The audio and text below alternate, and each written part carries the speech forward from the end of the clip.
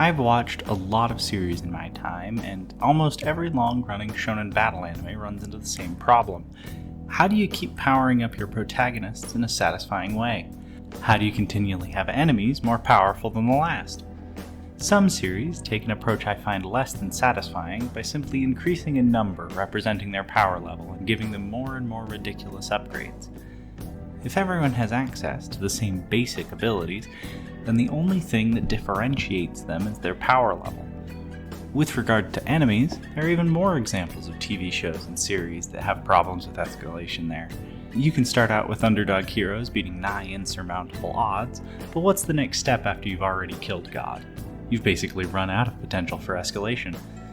For these reasons, and many more, I have a soft spot for shows with creative powers. Worlds where the power is available to everyone manifest in different ways for each person. Stans in the world of JoJo's Bizarre Adventure can have insane powers, turning almost every fight into a desperate struggle for survival while simultaneously trying to figure out the rules of your opponent's stand. Sure, stands are given stats to display their capabilities more clearly, but you're not guaranteed to win if your stats are higher than your opponent's in any given area. Instead, the nuances of how your different stand abilities interact are a huge factor in how the fight will go. Nobody cares how hard your ghost can punch if I can suffocate you from across town. Hunter x Hunter, Jujutsu Kaisen, and One Piece all have similar properties to their respective systems in the form of Nen, curse techniques, and devil fruit abilities. All of these systems feature a wide variety of abilities, usually only grouped together loosely in broad categories.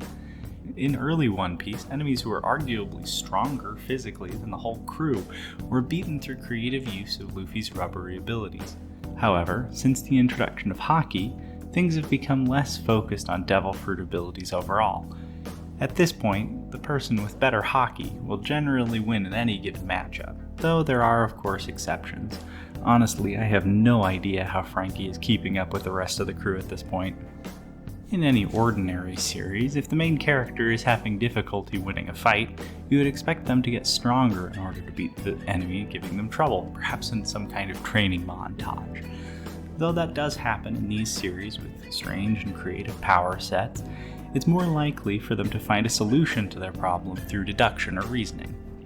Because the characters are finding themselves in novel situations so frequently, we also get to see new and creative uses of their powers.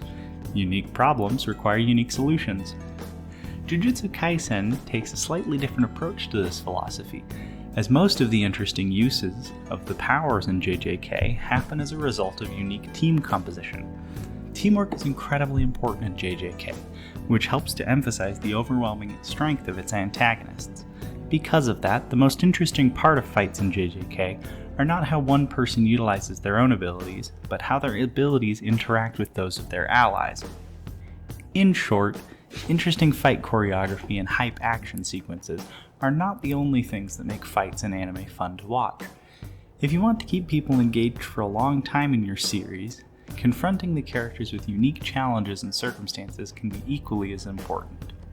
The longevity of any series can be deeply impacted by poorly managed power scaling and threat escalation, so it's something to keep in mind when developing any kind of power system. Thank you guys so much for watching, it really means the world to me. If you would consider liking and subscribing so that you'll see my future videos a little bit easier, it'll show up in your feeds, feed the algorithm and all that. Please feel free to comment down below with any thoughts you have about this video or any ideas you have for the future. And I will see you guys all next time. Bye!